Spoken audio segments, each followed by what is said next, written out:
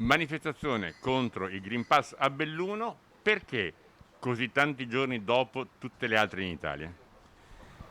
Abbiamo avuto qualche problemino organizzativo, nel senso che avevamo visto che stavano partendo, noi siamo stati un po' latitanti anche perché la piazza del Belluno non è una piazza facile, dunque abbiamo molti contro, indubbiamente.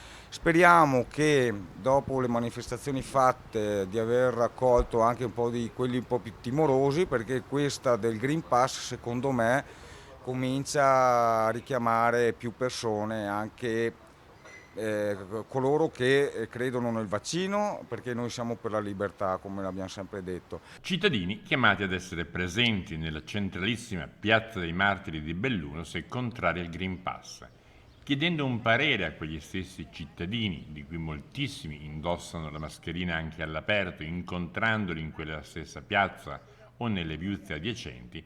Va detto però che la maggioranza si schiera a favore del provvedimento del governo, seppure con qualche perplessità. Mi sembra una buona idea, se l'alternativa è chiudere, meglio il Green Pass. Spero che diventi ancora più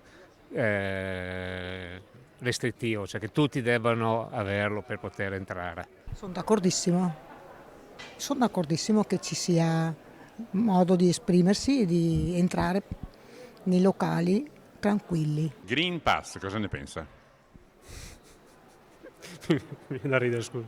È anche un controsenso tante volte, perché prima avevano detto che non si poteva anche nei bar stare al banco e bisogna stare seduti. Adesso si può stare al banco senza Green Pass, sì, allora ci sono dei controsensi.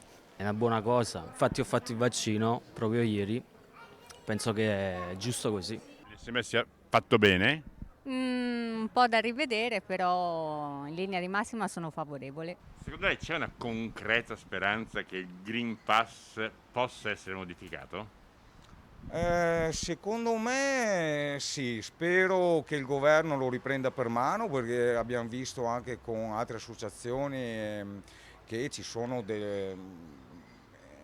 insomma, è stato studiato male secondo me, come è stato studiato male altre restrizioni.